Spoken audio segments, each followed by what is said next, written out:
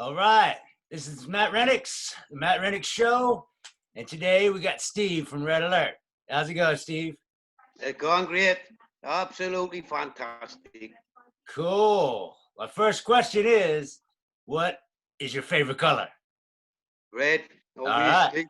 Now I was just looking online and on the Facebook, and I saw a picture of Red Alert from a long time ago.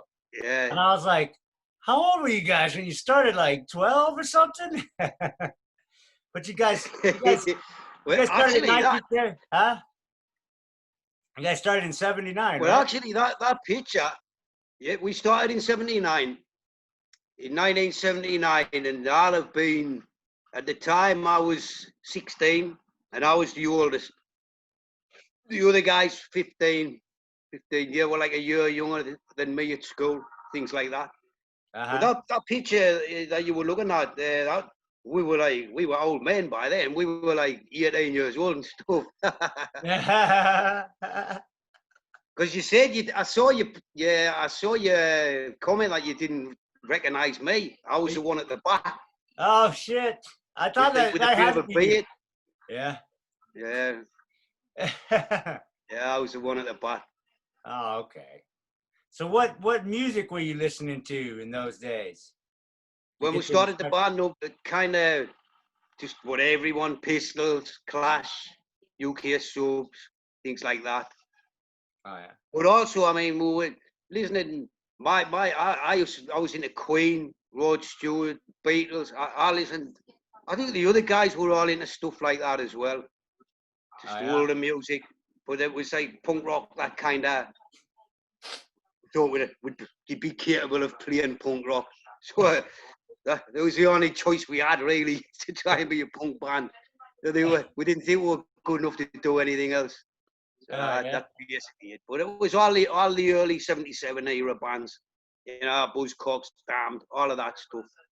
Oh, that's That's cool. what we were influenced by listening to at the time. Did you guys practice? What did you guys practice at? It was like, in the early days, it was crazy.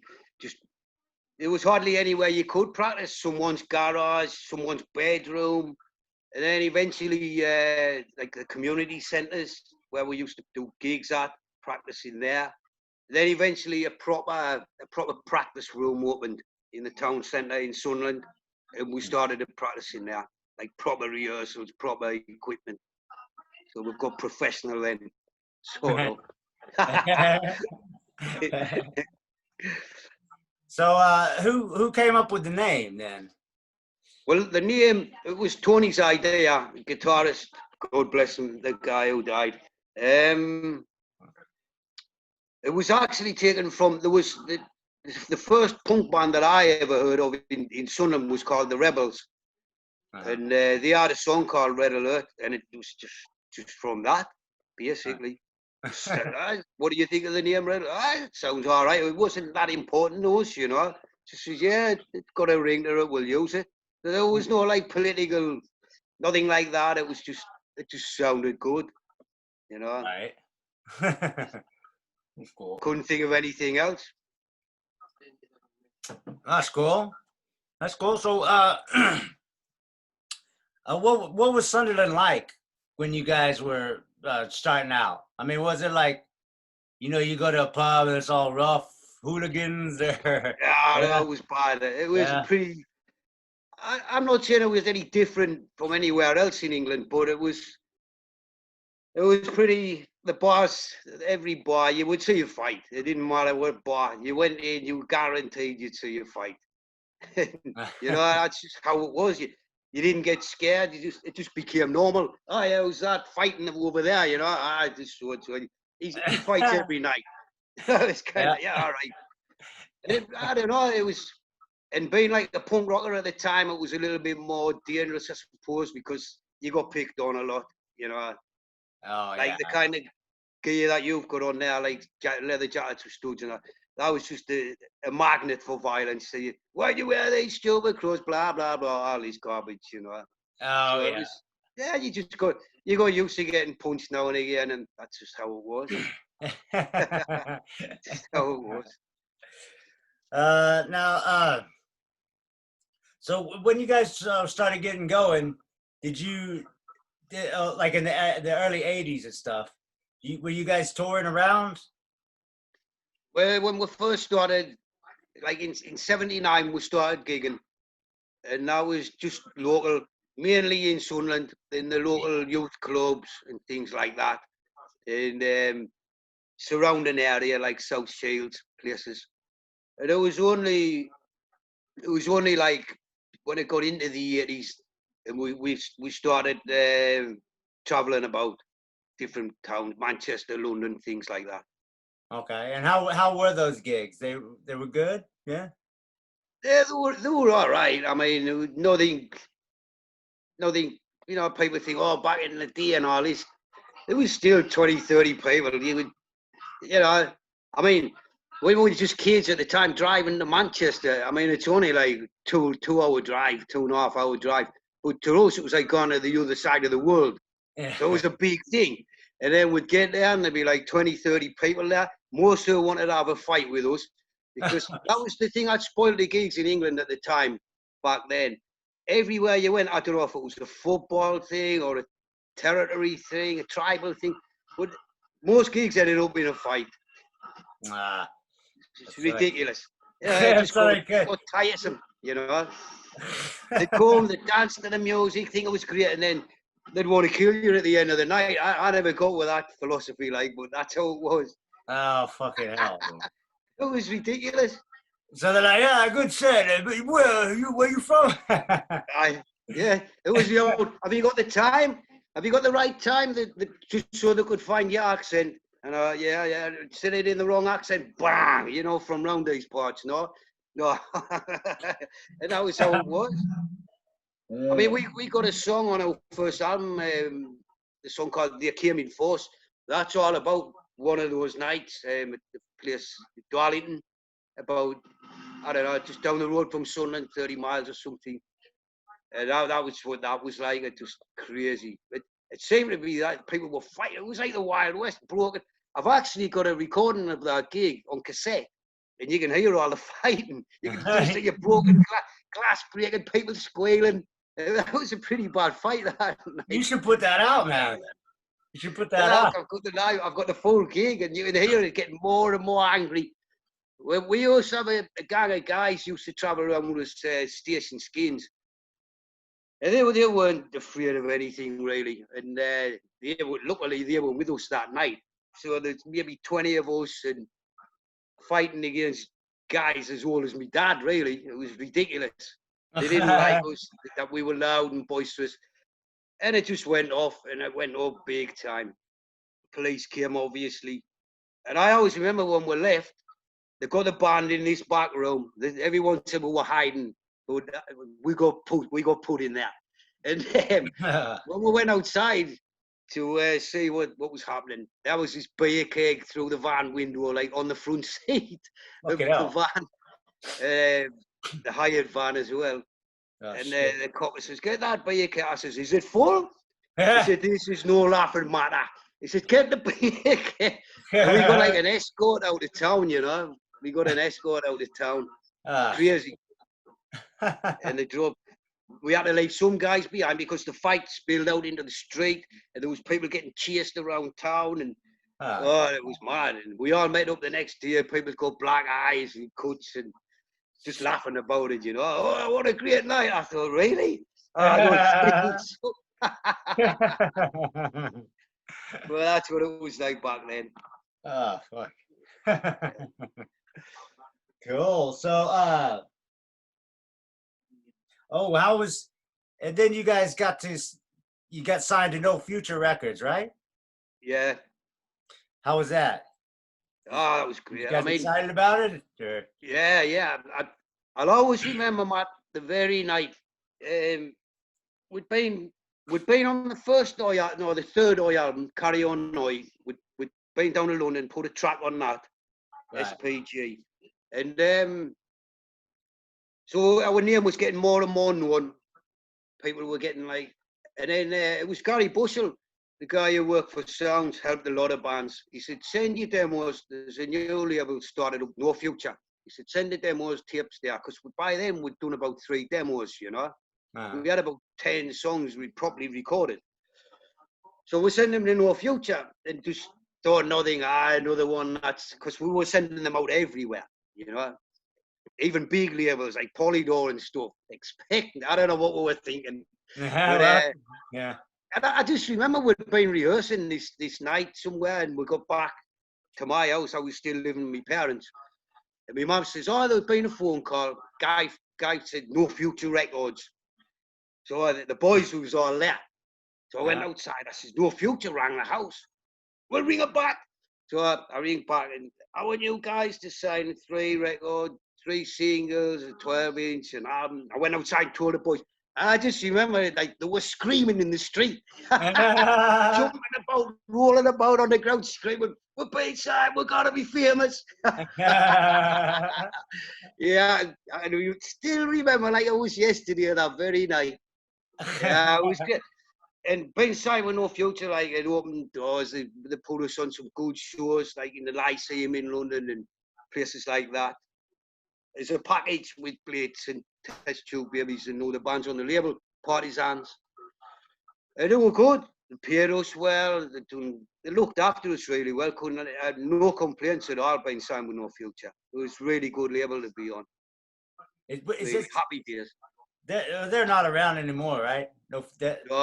The guy, well, funny enough, the guy, Chris Berry, one of the guys, I became friends with him on Facebook probably only about a year ago, but he's not doing, he was talking about doing something, organising one big show for any of the bands that's still around from the label. He was on about doing something like that, but then I heard nothing. I just said, oh yeah, we're definitely interested. We're still active, you know.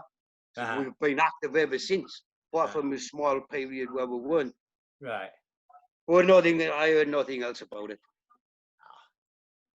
So it might happen one day, I don't know. Yeah, you never know. Yeah, the thing, you guys broke up in 85, right? For a little bit? It's about 85. We just had enough. The contract was finished with No Future. 3 of us all had kids, our wives, girlfriends, whatever, had kids at the same time. And I don't know, man, it's kind of, we just, the band used to be the only thing in our lives was the band, you know. Right. We always say the day when that's not the most important thing, then we're not doing it right. And that's kind of what it just kind of fizzled out. And we were still writing new songs, and there was talk with some labels interested. And it was like, can we be bothered to do this all over again? Nah, not really. We thought we were too old. We're 22, 23 years old now. We missed our chance. Yeah, crazy. And we had one gig booked, a big gig in Sunderland, with Angelic Upstarts and Red London. It was at the time when the miners were on strike. It was a big thing in the UK. And it was a benefit show for the miners, because Menzies used to be a miner and all that, well, worked down the mines. And so we did this. We said, yeah, we'll do that gig and that, call it a day. So we did. It was a brilliant gig as well. I've been trying for years to get a video of that gig, because I know that it was filmed, but I never had any success. But it was a fantastic way to go out. So that was it. But there was only me who actually quit. Tony and Matty was drumming at the time, Tony guitar. They started playing with Red London, who at the time had started to travel around Europe, like France and things like that. So they had joined with them, and Gaz Stewart, the bass player, original bass player, he joined like a club band, you know, doing covers, Beatles songs, I don't know, Rolling Stones. It was only me who got out of it all together. Them 3 kept on playing. Yeah, so it seems like Red London and Red Alert were like intertwined members. Yeah. Well, yeah, because the singer of Red London's my brother, you see. Oh, I didn't know that. Yeah, he's my older brother. So he was. I had no idea.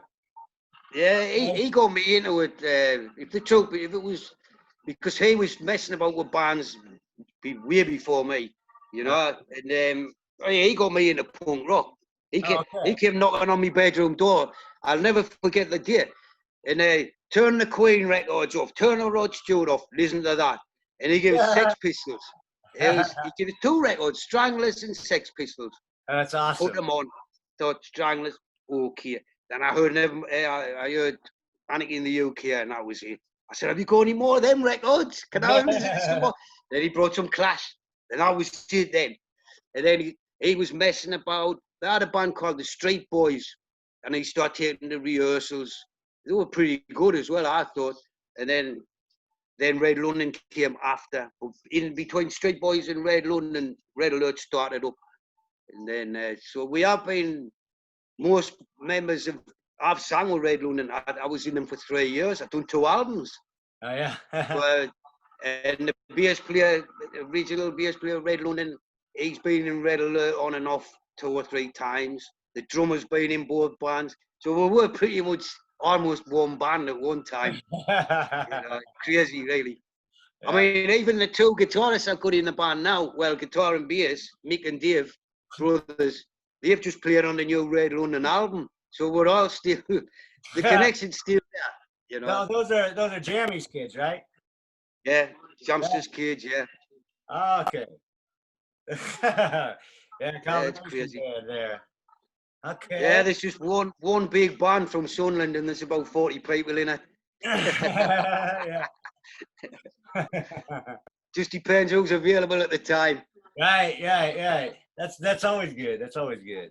Yeah. So you know how it works, man. Yeah. So you guys, you were telling me this.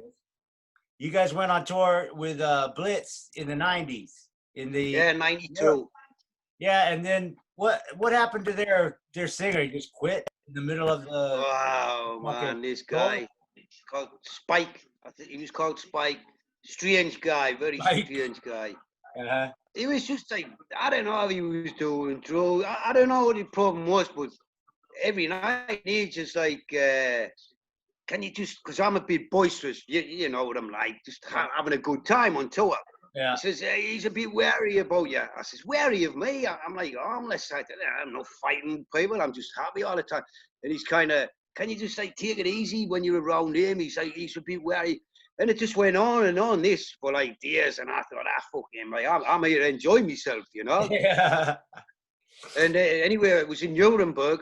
And Nietzsche come in and he says, you know, and you were saying you were a big Blitz fan. He says, can you remember the words to any of the songs? I says, yeah, some of them. Why? He says, Spike says, I'm just nipping out to the car for 2 minutes, get something out the car that they were travelling in. Got his bag and just went to the airport and went.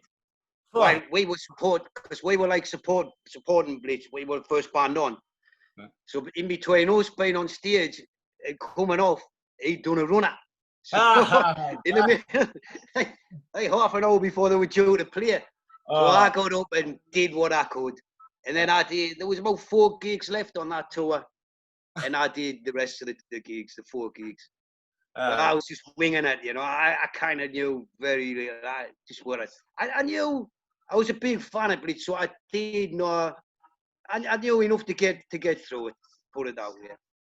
Okay, well, that's good. I never seen or heard about that guy ever again. I don't know if he's still in Nuremberg with the long beard. Have they gone? Oh, fucking hell. That's weird. That's weird. That's like, I don't know, it's like being pirates. So you ditch them. You ditch the rest of the boys on the ship. You know what I mean? Honestly, Matt. I mean, he was the kind of guy who would be sitting after show parties every night. It was brilliant, you know. You know what it's like. Yeah. And everyone having a good time. He'd come over and say, you look like you're having a good time there. I still remember this night. I had like a cowboy hat on. He says, making a right arse of yourself, but as long as it keeps you happy. I says, fuck me. I says, what kind of drugs are you into? And he just storm off, you know. But he was like that, trying to kill everybody else's fun as well. I just said to Nid, fuck him, I ain't got time. I'm babysitting people like this. I just can't be bothered with it, you know. Yeah. I don't know. Eventually, you can't hang out with those people on tour, man. It's just kept trying to bring the party down all the time, you know. And I thought, Jesus Christ. Anyway, he went, and that was the last I ever heard of him. Yeah. So you guys did a split with the Templars, right? Yeah, How'd that you like was that? that was that. That was like our first trip to the States was in '94, and it kind of, I don't know, it was meant to be like half a dozen shows or something, or more. And there were some problems with booking flights and all kinds of things, and so we ended up going at the last minute, very last minute, Hmm. and only did like 3 shows, I think. New York, New Jersey, and I can't remember. Anyway, Philadelphia or something, or it was a gig called the Pipeline in New Jersey. There was the Storm Pony in Asbury Park, and the one in New York was really good, called the Bank. The venue was called the Bank. I remember that because it was a good bill. There was some good, really good bands, and so anyway, I think the guys had lost money on booking the flights for us and things like that. So we said, look, that place where you record all the Templar stuff, Long Acre, like it's just called Garage, basically. He says, we're going out and we'll do like a live session. We'll record some songs and you can pull them out and get the money back off that, you know. That's what it was. So we just drove up there and recorded half a dozen songs and that was it.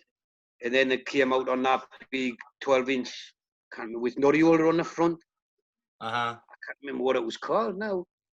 But anyway, that's how that came about. It was just really just so they would get some money back.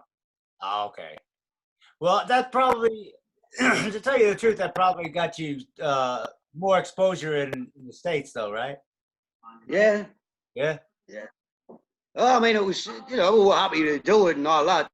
But it was just a last minute thing. Yeah, we'll go up there and we'll just, yeah. But there was no beer in this house. We had no money, we had no beer. And it was hard work What? doing our recordings. No money, no beer. Oh, man. I said, there must be some beer in that house. Yeah, but it's my mom's. I said, I don't care whose it is. Go and get it. And he did. Well, he did. He gave us one tiny little bottle of Guinness. But I kept us going for a while. Stopped us from going insane. Yeah, but it was a laugh. We messed about with the songs. Like in Britain, one of our big numbers, we call it In the US. And, so that it just sounded like slightly different from the original versions. We did things like that. Oh, But okay. it was good. It was good fun. It was good fun. Well, that's cool.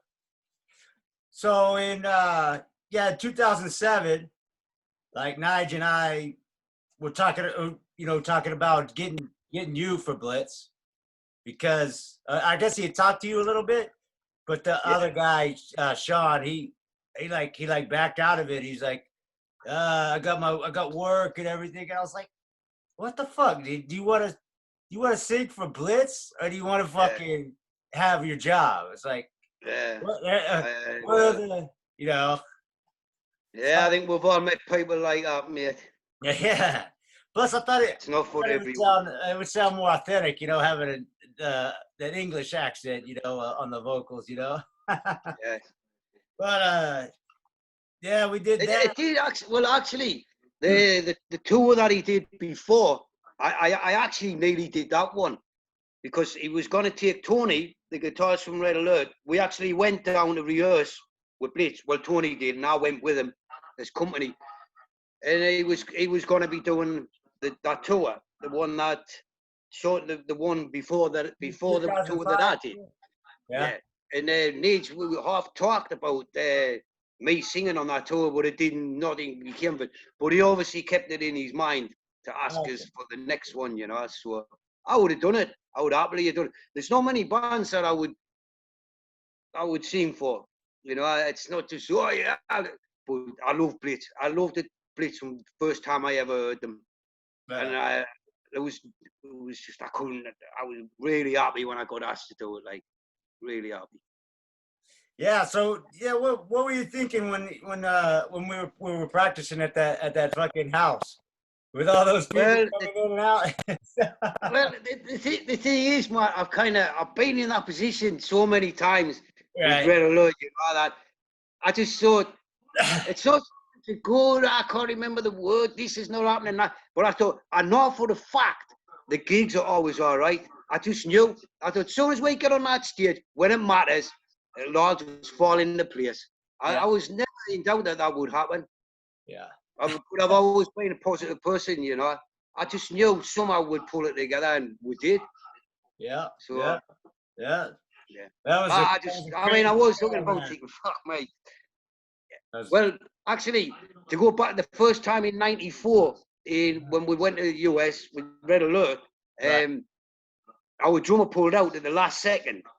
So we had a guy, Leonie, the drummer from Leatherface. He came. He never even rehearsed with us. So we were in someone's basement in New York. Uh-huh.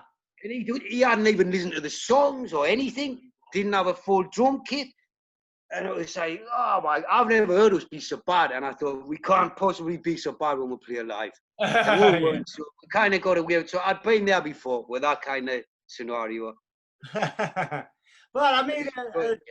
I'd say about 2 weeks into the tour, we were like spot on, you know? Oh, yeah. Yeah, without a doubt. Just every fucking day, you know, you play. Yeah. Without a doubt, we were firing all cylinders. Yeah. Yeah, and then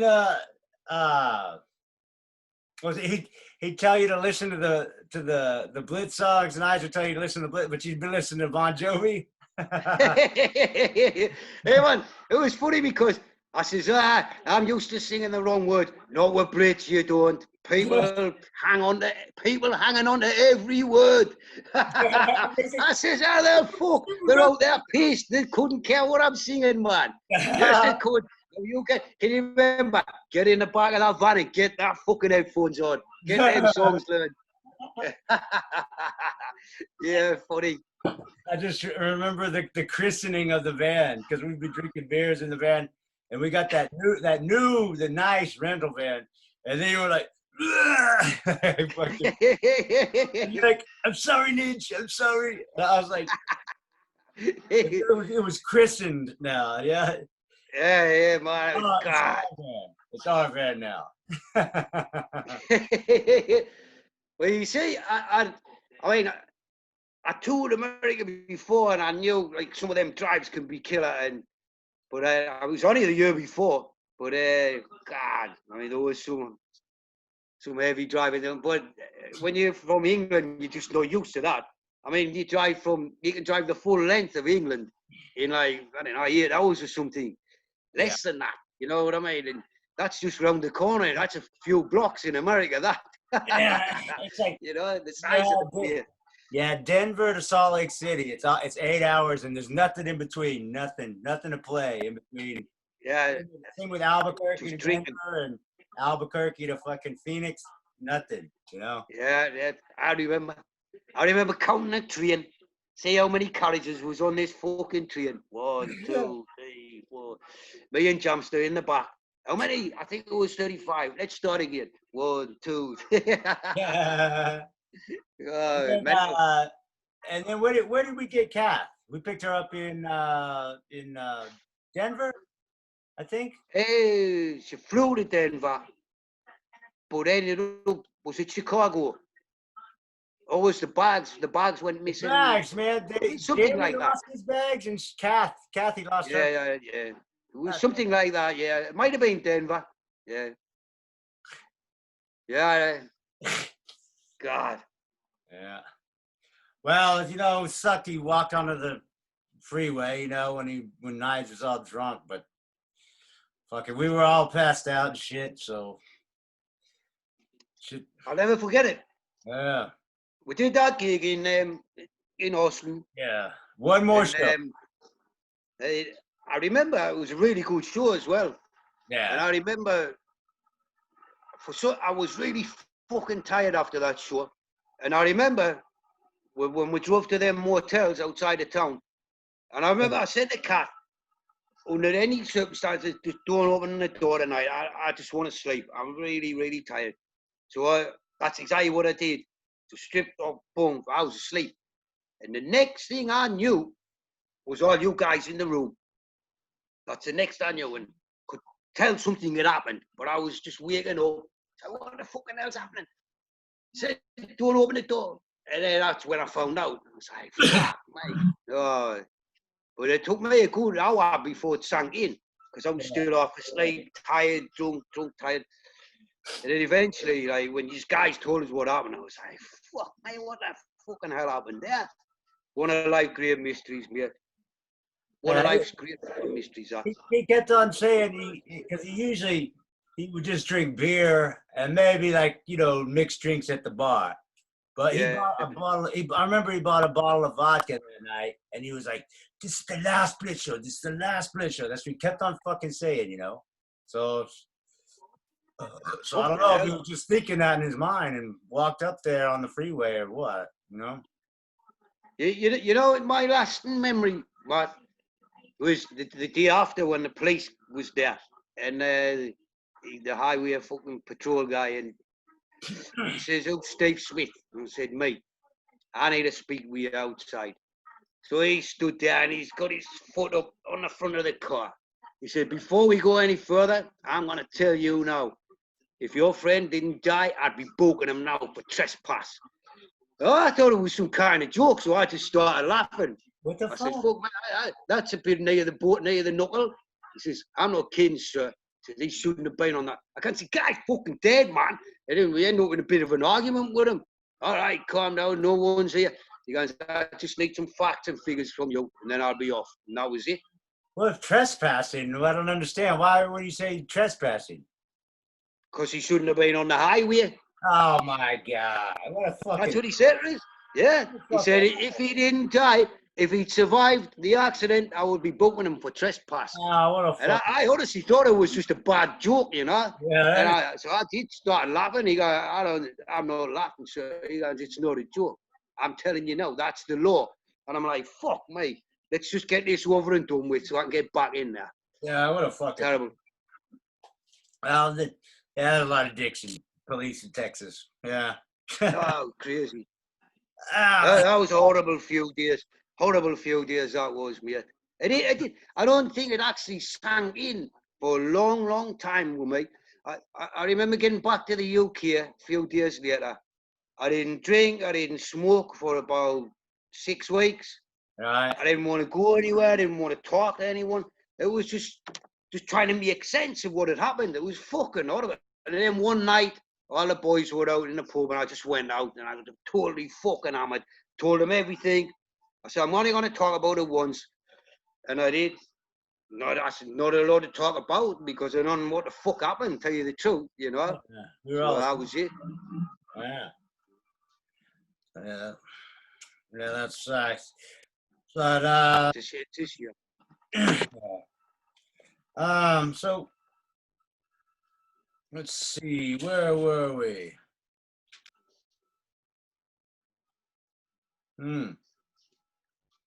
So before all this Corona bullshit, you guys would get on the road, like once a month or so, yeah? Yeah, at least, yeah. Yeah. So where's your favorite place to tour? America. Yeah. No, America, but not really for the shows, just the place. We just love the big cities, Yeah. We just that's me personally. But I also know that the guys are the same. I also know making dip. But as for shows and hospitality and all the rest of it, it'll be Germany. Yeah. Oh yeah. Germany's always good. Always good.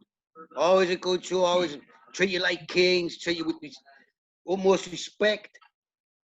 I mean, yeah, we've done a lot of shows in Germany through the 90s. We were almost living there. We were back there almost every month.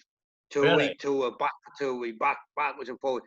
Hey, we had a drummer in the band, Axel, great drummer, great guy. He's not in the band now, but he's German and he's from Kiel in the north. And he used to say to me, we'd be driving around on tour. I have played there. I played there. See, is there anywhere in Germany that you haven't played? I said, I'll try and have a big thing about that one. But we had done like villages, small towns, big town cities, Yeah, plenty. And they were always good. Even gigs with like 10, 15 people there. Small town called Emden up in the north. I remember that being one of my best nights ever on tour. There was only 15 people there, but everyone was a total psycho, and it was a crazy night. But you'd think there was 1,000 people there, the fuss that they were causing, And the night that didn't end, because woke up still after 6 o'clock in the morning, they were still there. No one went home, everyone just stayed there.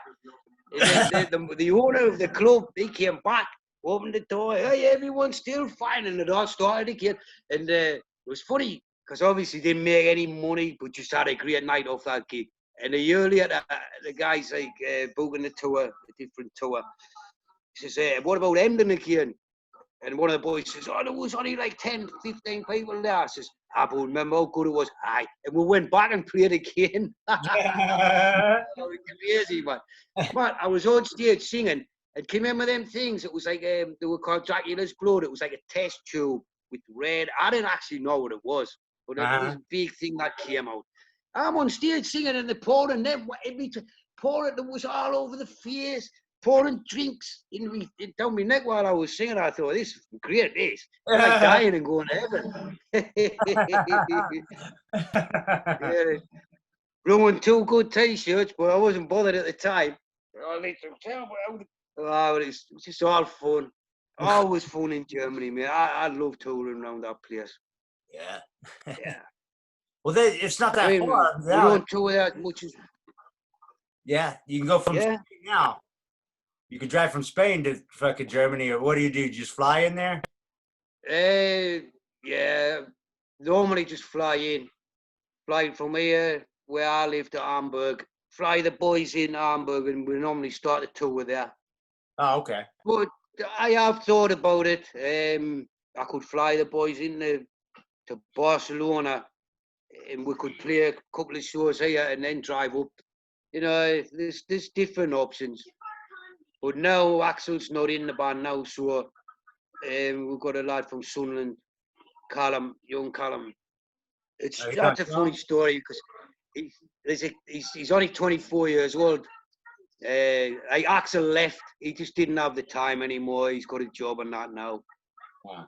And Callum, the kid who's in now, who just drummed on our new stuff, he just played with us in Atlanta as well.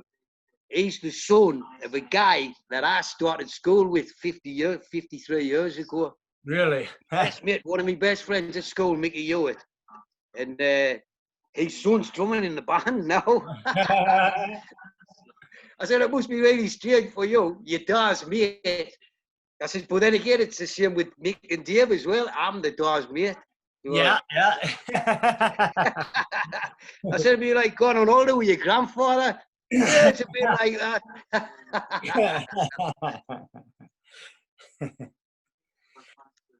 Okay, so what 3 things do you have to have when you go on tour? But yeah, cigarettes. Beer, cigarettes. For me personally, and music. Normally, a Walkman or like an iPod, definitely for me. Because them guys listen to some right shite, honestly. That's the LC about me, See, them guys who didn't like the hardcore, the 100 mile an hour stuff, which I know you are. And man, I just can't listen to it. I've tried listening to it before. It's just so music that I'm trying to catch a tune. Then the guys, you're too old. I said, God, no, it do with being too old. It's just shite. And so now I always did, even back then. I always took me on stuff. But now with the times move on, the iPod and all that, thousands and thousands of songs on there now. I don't need to listen to that stuff. Shit, yeah, I'd be on tour, and these younger kids, they'd be listening to black metal. I'd be all hungover. I'm like, I just want silence. Yeah. Turn it up, man. Turn it up. I'm like, oh, fuck, no. Last thing you want to hear when you're fucking, after you drank like I don't know, 15 beers the night before, you know? Yeah, honestly, man. Yeah. I come off stage. Last thing I want to hear is punk rock, any form at all. I just don't want to hear it. I've listened to it all day. I've listened to it in the sound check. I listened to the support bands, and I listened to me on. But now, can I just check out for a few hours, please? So, do you think what's the craziest story that you had on the road? Oh, you're trying to get me put in jail. Huh? Are you trying to get me put in prison? Yeah. Yeah, honestly, there's millions. Some that I could obviously never never see here now. Yeah. But I'll tell you I can tell you in private. Yeah. I remember one funny. It was just every night there seemed to be some kind of incident, you know. I remember one time there was a place in Germany. The guy, he tried to be smart.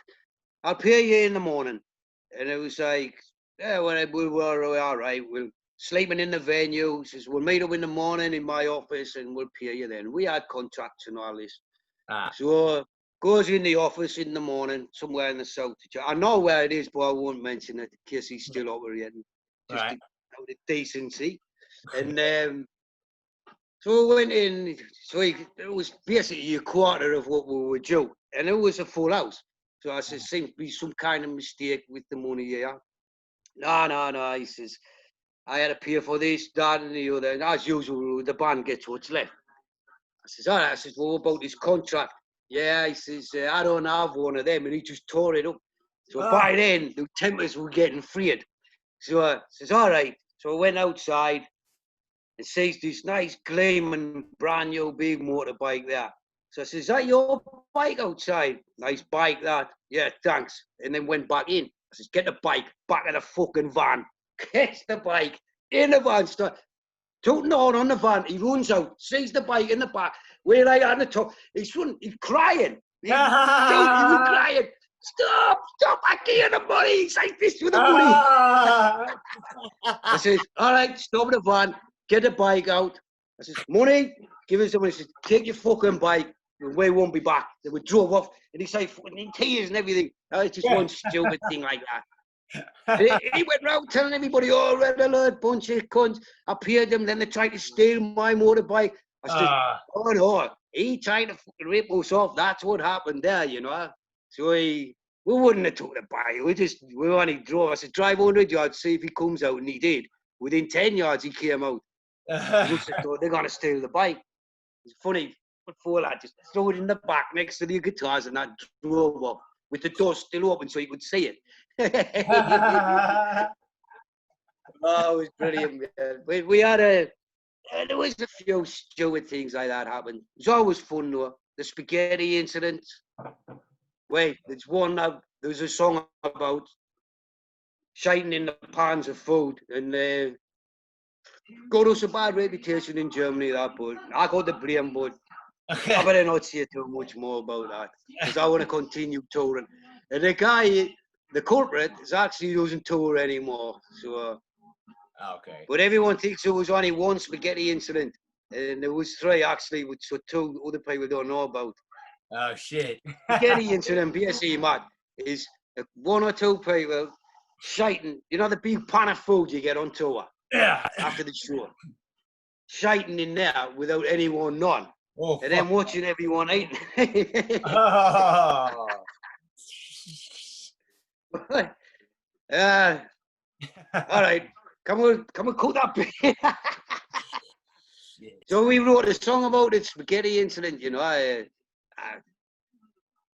No one heard it because the guy got seen doing it, so no one actually heard it, you know. No one heard it. Nah, it didn't get that far. I wouldn't have. I would have stopped it. Maybe. Oh, dude. All right. Well, But the funniest part of that was the Irish band Skint touring with us at the time, and they knew that had happened, and they didn't dare eat the food on the rest of the tour. They were looking at the pan Has anyone been near that pan? Did anyone, if there was people watching the pan all night, make sure no one shits in that pan. Yeah. And a guard. It didn't happen. Nah. Yeah. Well, do you have any advice to give to kids that are just starting out a band, starting a band? Yeah. Advice. I would, my honest advice, just fun. It has to be fun. If it's not fun, don't do it. Forget about the money. Don't start. I mean, I saw bands, I saw my own band. 1979, we did a gig somewhere. And back then, you got like, I don't know, £1, £2 for doing a gig. Right. And I remember there was like, we got paid a strange amount, and there was like, I think it was 20 pence or something like that extra. And the band nearly broke up over this fucking 20 pence. You know? Or it was a strange amount. It was like 15 pence. It wouldn't go 4 ways, you know? Mm. And I remember grabbing this 15 pence and just throwing it down the fucking street. So there's the fucking, in fact, there's my money. And I remember going home that night. We were only kids. And that was the first time that I didn't enjoy being in a band. I thought, there's going to be problems down the line here. Because these guys are just interested in arguing about fucking 50 pence. You know, I just couldn't believe what I was hearing. Right. And I've never given a fuck about the money, man. Even now, I don't give a fuck about the money. I haven't made anything. I've actually lost a hell of a lot of money financing tours over the years. But I don't care. It's been worth every penny. But that's what I would say to any kids.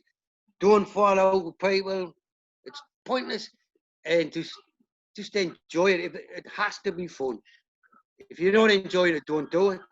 You know, I've seen people look like they're in agony up there on stage. Certainly don't look like they're enjoying themselves. To me, it's just total fun. Yeah. All this bullshit. Yeah, all right. I drink a lot when I'm on tour and all this. And all this bullshit about, oh, these bands are going stage drunk after people's paid good money to come and see them. But it's all right to sit out the back and take off a ton of cocaine and things, is it? Nah, that's bullshit. I always say to the boy, do whatever you want, as long as you're capable of playing. And they always are. And yeah, I can count them. In 41 years, I can count them one hand the gigs I've fucked up through drinking too much. In fact, less than that, half a hand. So no one getting ripped off there. Right. You know? Right. I'm up there having a good time. I always have done. I don't know how to be drunk, but I like to have a couple of drinks, get into the spirit. Yeah, of course. And some days, like, as you know, on tour, sitting in that van for 6, 7, 8, 9 hours, nothing else to fucking do apart from drink. Yeah, I know. Especially those long ass drives, you know.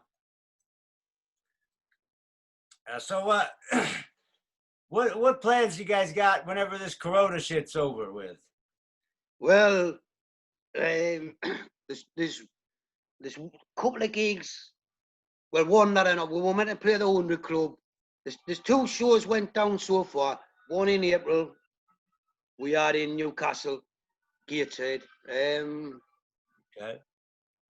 One in Blackpool, which would have been this month, in the Waterloo, the festival, punk picnic. And then we had the 100 Club in September. But that's been rearranged to next September. Okay. So I'm rearranging stuff for South America already. Next October. Whereabouts? Yeah, that's in the pipeline. And I've got another few things on the go, which as soon as we're allowed to travel, we'll start doing. Probably the first gig back will probably be in Sunderland because I'll fly back to see all my friends and family and the boys. And we'll probably do a local gig in Sunderland just to get the rust off. And in the meantime, we've got a record coming out, a split single, with a French band called 1984, 2 songs each. That's long been recorded. We recorded that last November. And that should be out by now. It's due out any time now. So we'll have that. And we're still working on the new album as well, which hopefully would have been this year, but it'll be next year now. Brand new album. So where it's all still good. Chile, definitely Chile. Chile, okay, and we've been there before. Oh, have and you? hopefully Argentina as well. But we're looking at to do some more countries, but that'll definitely be those that we played there before, and it was just awesome, man. Yeah, I bet. I was just brilliant. I mean, it was the flight was a bit rough, 48 hours or something, but Yeah. Turbulent too, huh? the 2 gigs, we only did 2 gigs. We did one in Santiago, and we did a gig in Buenos Aires, and just two of the best gigs we ever did. Really? Just yeah, Christ! Even when we were sound checking, there was like 200 people going crazy just for sound checking, take no prisoners. Yeah. I was like, well, this has got to be a fun night, and it sure was. From front to back, everyone gone absolutely crazy. I thought, it's my kind of show. This brilliant, man. The people were just fantastic. It came in handy for me knowing a little bit of Spanish now. But I'll know more by the time I get back. So, Yeah. no process, this learning the language. If it takes 10 years, it takes 10 years. I'm not doing it in a hurry, you know. Right. I'm quite good at it now. I know I've got all the pieces of the jigsaw. I just need to start putting them together now. I know thousands of words. There's hardly any word that I don't know. But I don't know how to put it with that word and that word. Oh You yeah, know? yeah. That was kind of me like in Mexico. I know some Spanish, but they were just a million miles per hour. I was like, hey, uno, Yeah. you know. Exactly, mate. All right. So, is there anything else you want to add, Steve, before we say sayonara? No, not really. I just like to just cheers for asking us to do this, Matt. We enjoyed it, been a laugh, Yeah. and really good to see you. And I hope you're on the road back, mate. Yeah. Me and you, we got history. We got some good history as well. I mean, yeah, all right. What happened with each that was a sad ending to it all, but that was a good old Yeah, we'll try to get thing. you, That yeah, we'll try to get you on the Razors in the Night that the Babes, my band, is gonna do. Get you to sing for it. yeah, that'd be fantastic. I'd love to do that, mate. I'd be an honour, be a true honour. I mean, we still got that in our set. We got Razors and New Age. It's in the Red Alert set forever now, and I have been since that sad night in Austin. The part of our set now. That's my tribute to Nidge. And I still think about them every time I do them. It's funny. Now look at Yeah. that tattoo. Which one is it? Since he called himself Cat. Oh yeah, Remember? You see, we all got it done, didn't we? yeah. You, Wask. Yeah, you got a better one than mine. Yeah. Beautiful, yeah. We played the Babes played in Mexico. We did like a little tour in December, and we had Oscar. Oscar played drums for us. Yeah, you know that. And we played Razors. Yeah, you could see it. Brilliant. These two older guys, Mexican dudes, they were talking to Mal because he speaks Spanish, and they were like, that was our only time to get to see like two of the members of Blitz playing, you know. So Yeah, that was good. well, that's it. Yeah. Ah, man, what a shame. I mean, I see these big festivals now, like Rebellion and the ones out in Germany and the punk rock bowling and things. Blitz would have been up there doing them gigs, you know. They would have been. I mean, Blitz. The best thing about that Blitz tour, Matt, for me, when I came back, I remember telling the guys after the sadness of what happened, I said, Blitz was a big band.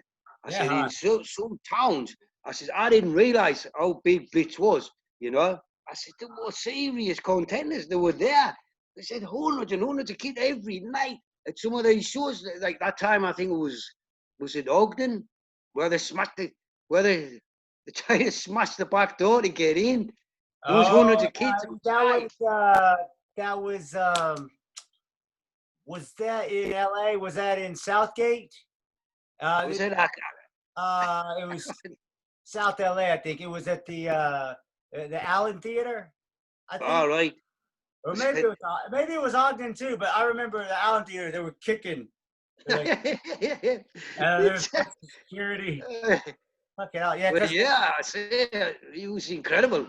Yeah, I said, these kids, Blitz was big news, Yeah. really big news. Such a shame. But I mean, still a big band in a lot of people's minds as well, man. I mean, that album, Voice of a Generation, there's not many albums better than that. Yeah. In all my years listening to punk rock, yeah, this is the obvious ones. I never mind the bollocks and early Clash stuff, but that's up there with everything. That I Yeah. thought that as soon as I heard it, you Yeah. know. That was great. I mean, Yeah, I would listen, my buddies would be listening to that all the time in the car, driving. So I knew the songs, and Sean sent me an email. I was just thinking, I was like, that would be cool to play bass in an older punk band. Then a couple weeks later, I get an email. Do you want to play, Matt? Do you want to play in Blitz? This is not a joke. I'm like, yes, I do want to play in Blitz. Yeah, yeah. yeah. So, They were. I mean, I know Blitz is a punk band, right? uh-huh. And Nate would always say punk rock band, always were, always will be. But they were, when people talk about Oi, Yeah. they were probably the nearest band that had punks and skins, like kind of both. There was no trouble with it. They were the nearest thing, if you're gonna call it Oi, to being the perfect band, and it was them. Yeah. But yeah, you got proper skinhead bands like Four Skins, Last Resort, and all that. Mainly skinhead audience. Then you Right. got your proper punk bands, Discharge, JB, blah blah blah. Blitz was right in the middle there. Yeah. They did it perfect, you know. Yeah. Because I'd see But I mean, skinheads come in and I see appealed. like, That's the word I'm looking for. They appealed to everyone. yeah. The music, yeah, it was brutal as well. Yeah. Fuck me, you sing them songs like Razors in the Night, where the boys, fucking someone's gonna die. You actually feel like killing somebody. Pretty dangerous songs, them. it sends it. Even now, I get excited when I sing that song. It's Yeah. just like bam. I mean, I loved the first EP, fantastic. But when I heard Razors in the Night, I just listened to it for about 30 times. Just left it on the turntable, lifted the arm back, and it was just going round and round and round and round. I thought, I've never heard a song that just bang.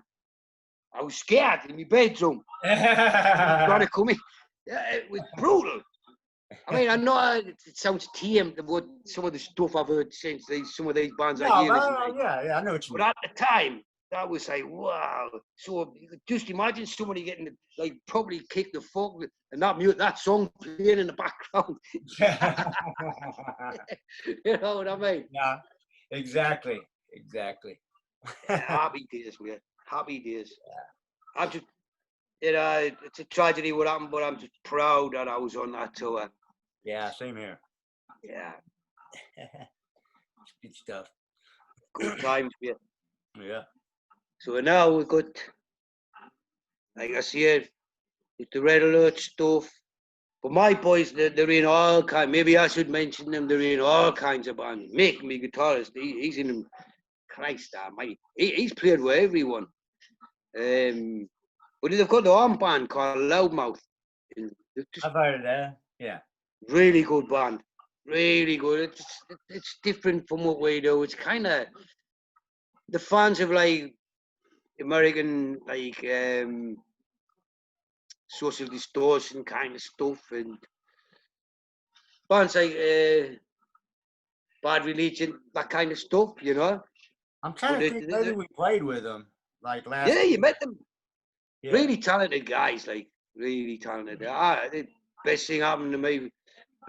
I mean, side with Tony when he left, and but the lineup that I've got now is as good as it's ever been. Fantastic. They do all kinds of stuff. They're all in different bands, but that works for me. It's good when we all get together, and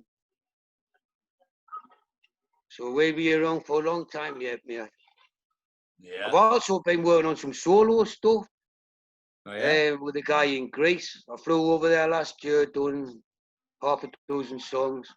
I'm supposed What's to the be going name? this year, whether I'll get there or not. But the songs are wrote. He writes the tunes, I write the lyrics. We'll just get together and do them, and some of it's going to be coming out this year, I hope. That sounds pretty good. What's it called? Do you have a name for it or? For the band? Well, the project that we did last year, it's called Jigsaw 29. There's a long story about the name. Okay. It's me, like Tony, the guy who lives in Greece, the great guy, an English guy, Nick Moon, who used to be in a band years ago, the Renegades, who done a few tracks here and there. He done some of the guitar, and he's a great guy, I think, drummer. I'm not 100% certain who's totally playing on it all. And then we had Stu Newman, another guy who I know from London. He's doing vocals on a couple of tracks as well. So when it comes out eventually, it's like I'm singing some tracks, Stu's singing some, and the other guys have done the music. And I think that's eventually going to see the light of day. But it's pretty good stuff. It's like, yeah, it's nothing new. It's nothing you haven't heard before, but it's been well done and it was good fun doing it. Yeah. And hopefully we're going to do some more, just me and Tony. The songs are all wrote. Just waiting to get there and then record them. Another few days on this nice little Greek island recording. It's class, man. Yeah, that's awesome. Like a working holiday. It's Yeah. good fun. So that's it. So like I say, once this travelling and everything's all allowed again, I'm just waiting to go. Sweet. All right. Well, it's been a good interview. I'll talk to you when I stop the recording, but been a good interview. Steve, let me see if I can stop this now. Okay. All right. Cheers, Steve. Thanks, mate. Brilliant talking to you.